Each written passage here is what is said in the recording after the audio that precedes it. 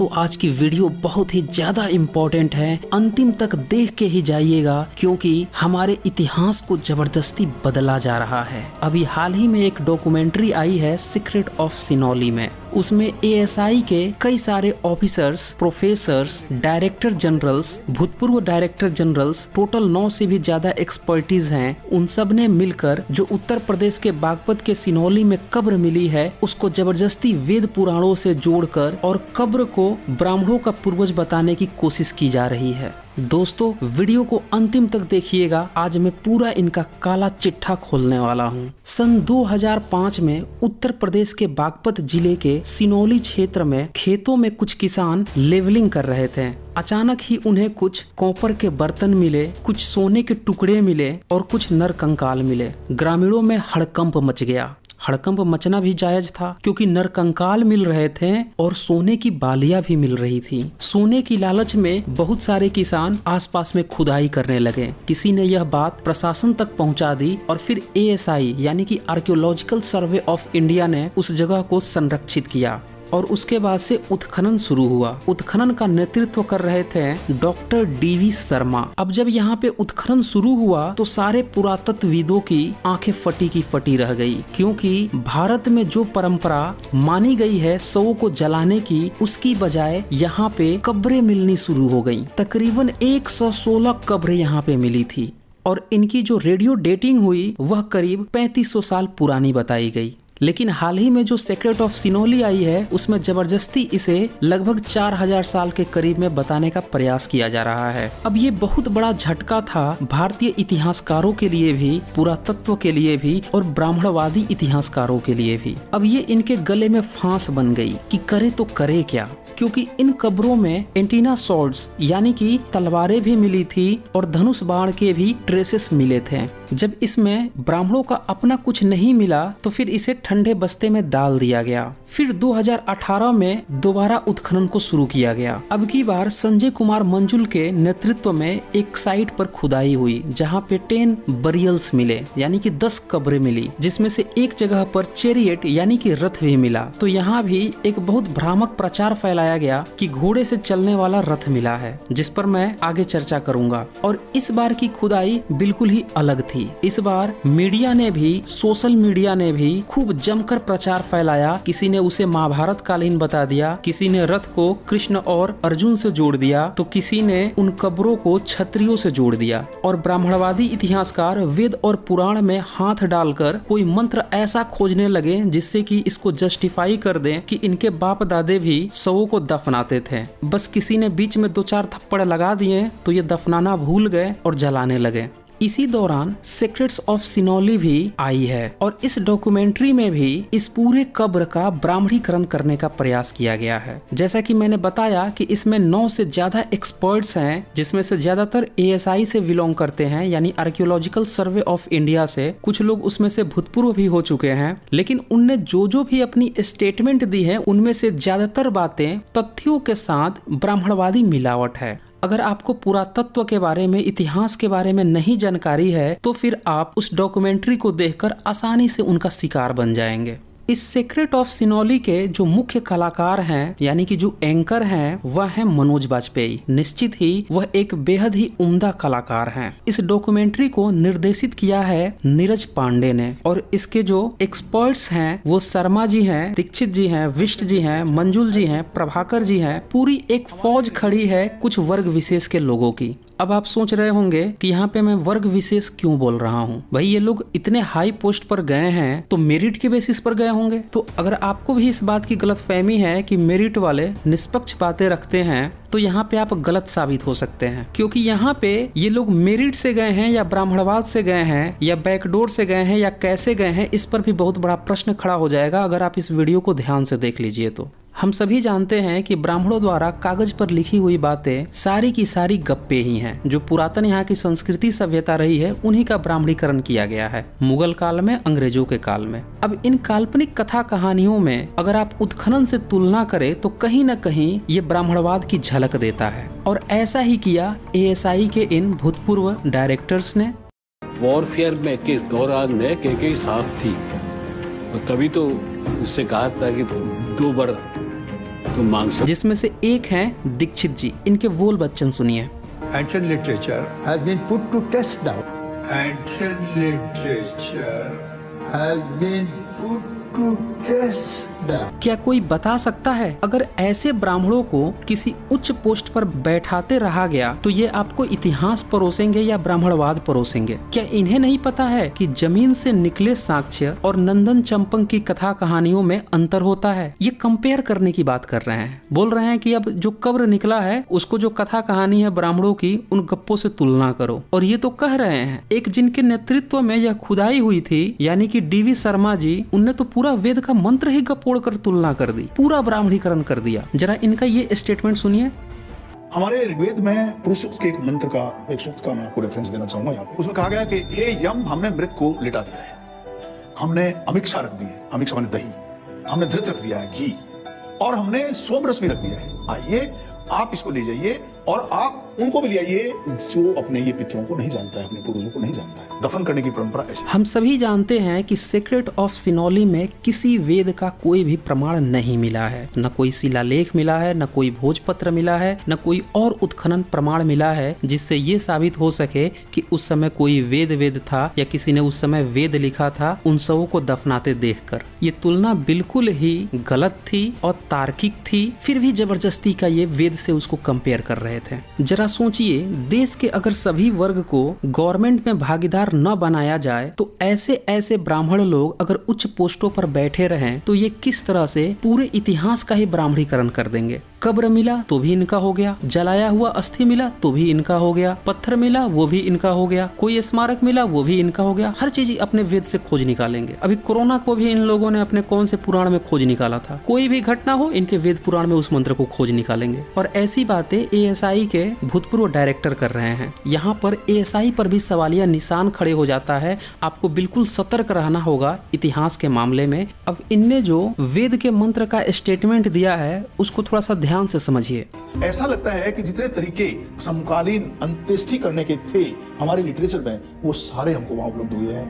अब मैं दिखाता हूँ कि वेद में जिस पुरुष सूक्त की ये बात कर रहे हैं 10वें मंडल के 18 सूक्त में यह बातें आई हैं, उसके 12वें और 13वें मंत्र में, उसको मैं आपको दिखा देता हूँ। पहले वेदांत तीर्थ से दिखा देता हूँ, फिर किसी और से भी दिखा दूंगा। तो वेदांत तीर्थ इसी 10वें मंडल के 18वें सूक्त के 12वें मंत्र का अनुवाद करते हैं। यह पृथ्वी इस मृत शरीर को पूर्णतः आच्छादित करती तथा सहस्त्रों प्रकार के धूलीकण इसके ऊपर स्थापित करती है। धृत की स्निग्धता के समान यह पृथ्वी इसे आश्रय प्रदान करने वाली होकर सुखदायक हो। अब देखिए यहाँ पे जो मृत व्यक्ति है उसके पास यह मंत्र पढ़ा जा रहा है और ये बताया जा रहा है कि घी जैसा सुगंधित। यहाँ पे ये नहीं बात हो रहा है कि कोई बंदा मर गया है उसके कब्र के पास घी रखा हुआ है, दही रखा हुआ है, सोमरस रखा हुआ है, ऐसी बातें नहीं हो रही है। लेकिन शर्मा जी ने पता नहीं कहां से ये फर्जी एक मंत्र लाकर यहाँ पे गपोड़ दिया। और फिर इसके अगले यानी कि 13वें मंत्र में आचार्य वेदांत तीर्थ अनुवाद में लिखते हैं, हे अस्थि कुंभ, यानी कि जो घड़ा कलश है जिसमें कंकाल रखा हुआ है या हड्डियां रखी हुई हैं, हम तेरे ऊपर पृथ्वी को अच्छी प्रकार स्थापित करते हैं। तू इसके भार को सहन करे, यह तुझे पीड़ा न पहुंचाए। तेरे इस भार को पितर धारण करे, यम तुझे यहाँ से निवास प्रदान करे। भारतीय महाद्वीप में यह पाया गया है कि जब भी लाशों को जलाया जाता है तो उनकी हड्डियों को, अस्थियों को फिर एक कुंभ में यानी कि घड़े में रखा जाता है। फिर लोग उसको या तो दफना देते हैं या फिर नजदीकी नदियों में या फिर हो सकता है तो गंगा नदी में जाकर उसको प्रवाहित कर देते हैं। ये एक परंपरा चली आ रही है। तो यहाँ पे भी वही बात हो रही है कि अस्थि कलश जो है जिसमें अस्थियां रखी है उसको दफनाने की बात हो रही है, न कि बॉडी को कैफीन में रखकर अस्त्र शस्त्र के साथ दफनाने की। अब ये तो था वेदांत तीर्थ का अनुवाद। अब मैं आपको डॉक्टर गंगा सहाय शर्मा द्वारा अनुवादित ऋग्वेद का इसी पुरुष सूक्त का 12वां मंत्र का भी अनुवाद दिखा देता हूँ। वो धरती इस मृतक व्यक्तियों की हड्डियों के ऊपर ऊंचे टीले के रूप में स्थित हो, हजारों धूलीकण इसके ऊपर जम जावे, वे धूलीकण इसके लिए घी टपकाने वाले घर बने एवं इसको सभी दिनों में सहारा दें। तो देखिए यहाँ भी यह बात लिखी जा रही है कि व्यक्ति के हड्डियों की बात हो रही है, यानी वही अस्थि कलश जो है उसकी ही बात हो रही है। और यहाँ भी घी और दही रखने की बात नहीं हो रही है, बल्कि ये बात हो रही है कि घी की जैसा टपकने वाली बात हो रही है, घी की सुगंध की बात हो रही है।